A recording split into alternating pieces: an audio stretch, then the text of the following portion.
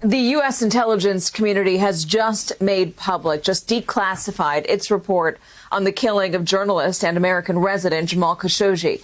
It determines the Saudi Crown Prince Mohammed bin Salman gave the go-ahead and approved the murder.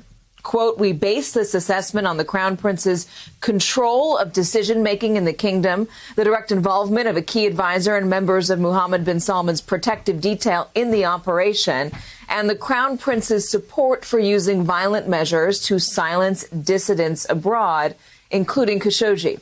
And that since 2017, the Crown Prince has had absolute control of the kingdom's security and intelligence organizations, making it highly unlikely that Saudi officials would have carried out an operation of this nature without the Crown Prince's authorization.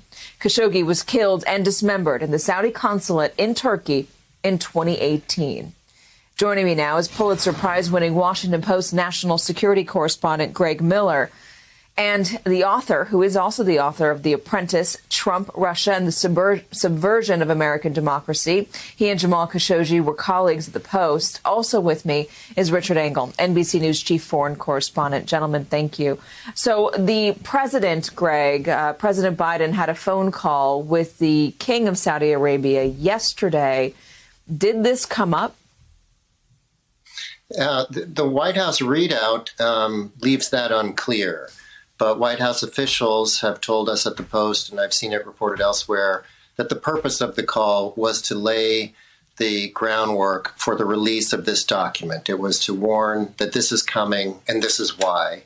And I think it's also notable that President Biden apparently insisted that he speak only with the king and that the Crown Prince not be on that call, and that Biden going forward would deal only with the king.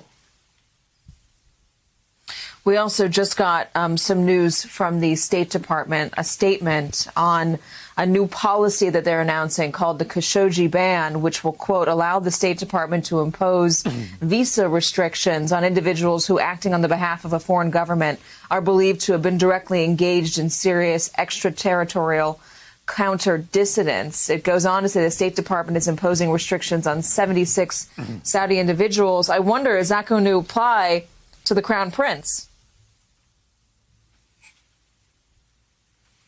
I think that's not clear. Right. I mean, I think that the Biden administration has steered around that issue. They had a chance to say so explicitly today, and they didn't.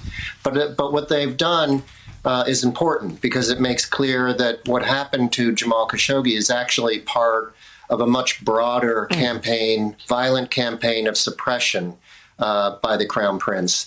The murder of Khashoggi was part of a much broader context of cruelty, and that's referred to in the CIA report and the CIA findings that are released today.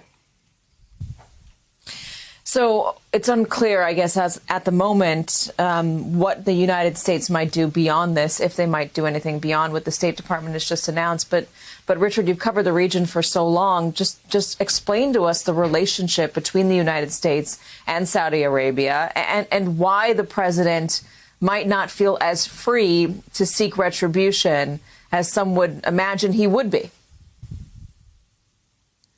Well, first of all, it is very difficult to sanction the ruler of a country, especially a wealthy country. How do you sanction the de facto ruler whose personal finances and state finances are completely intertwined?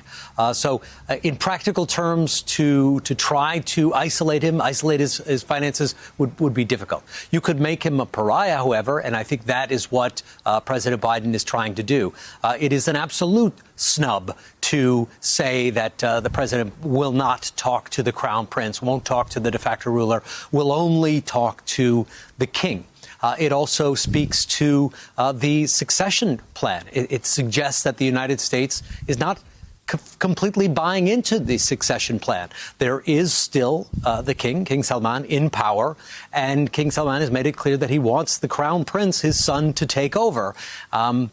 But there are others. Turkey has been pushing a similar argument that perhaps the king should think again, that the U.S. doesn't have a has a preference that or has an issue with this succession. So I think it is a very powerful message coming from this administration.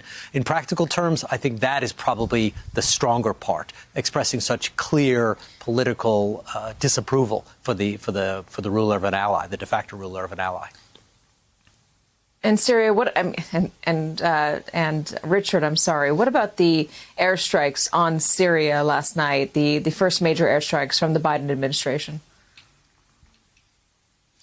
So there's a lot going on here. And this is on one side, you see the U.S., President Biden trying to reestablish the United States, let's call it moral authority, the respect for human rights. And that's why we're hearing the State Department coming out and making this very strong line in the sand. Under President Trump, if you remember, diplomats were resigning.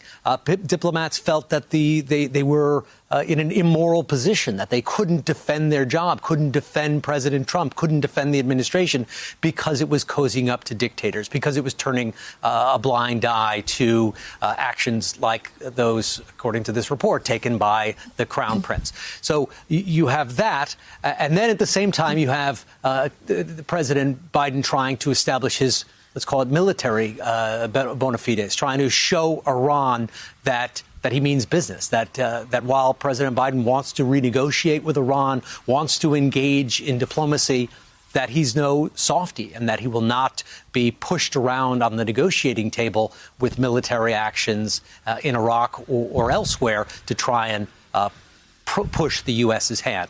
So in both of these actions, it's about a reset. It's about the Biden administration showing that it is different, that times have changed, that it won't accept rogue attacks on journalists or other activists, even from U.S. allies, even from the preferred crown prince of the ailing Saudi king, and it won't accept rocket attacks on Iran, even though he wants to negotiate with Iran. Hey, thanks for watching our YouTube channel. You should know that you can follow today's top stories and breaking news and catch up on your favorite MSNBC shows all in one place. Download the NBC News app today.